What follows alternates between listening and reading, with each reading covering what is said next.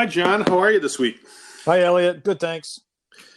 So, I noticed this week that the House Permanent the Senate Permanent Subcommittee on Investigations issued a lengthy report entitled "The Art Industry and U.S. Policy on Sanctions." Did you see that report?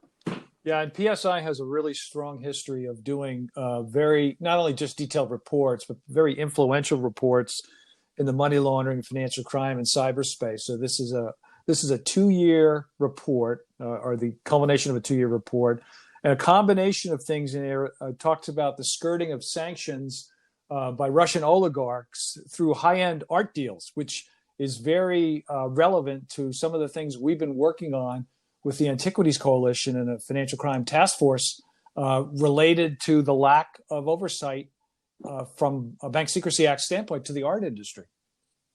Yeah, I was reading the report, and there's a fair amount of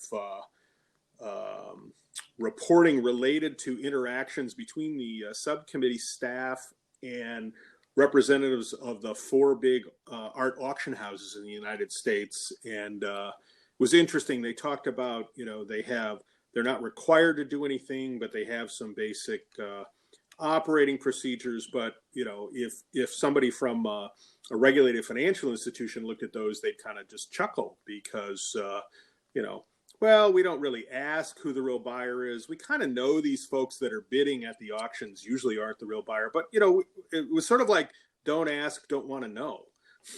Oh, that's right. And, it's a lengthy report. It's certainly worth reading. One of the sections that jumped out at me is related to that on auction houses having, quote, voluntary, unquote, AML policies, which is never the same as requirements, let's face it. But they also talk about that secrecy is pervasive in the art industry.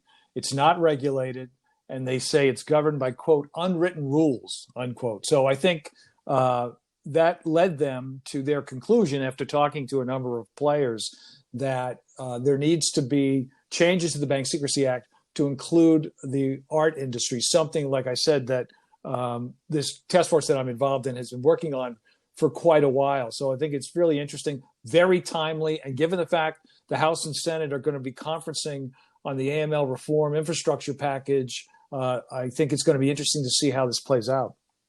Yeah, and the subcommittee's recommendation to amend the Bank Secrecy Act to add high-value art dealers in there was interesting because the EU is already ahead of us. Their 5th anti-money laundering directive, which I think was a 2016 or 2017 issuance, gave till the beginning of 2020 for member countries to get on board with a full regime, which is now in effect with art dealers. And the other thing that was stunning in the report to me was the subcommittee indicated that art is the largest unregulated, from a BSA perspective, business in the United States. $28 billion, about $12 billion done through the auction houses, but about a little over $16 billion annually done through private dealers. So it's not just about bringing the auction houses in, it's about getting all the people doing high value, however you end up deciding to define that, inside the tent, so that we can track where the money's going and be sure that it's not being used to evade sanctions or convert dirty money.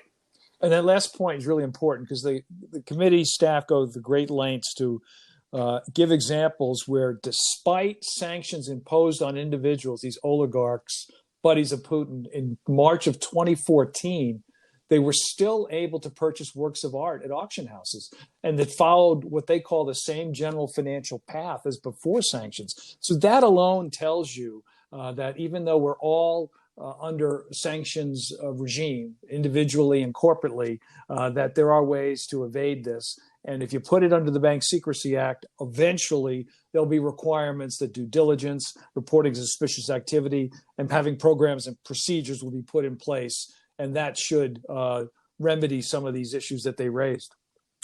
Yeah, this may be the biggest, the most significant financial hole in the overall U.S. Anti-money laundering regime. I think that's right. So more to come on this as we continue to watch this space.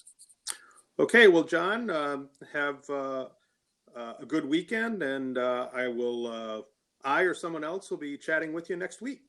All right, stay safe. Yeah, you too. Bye-bye.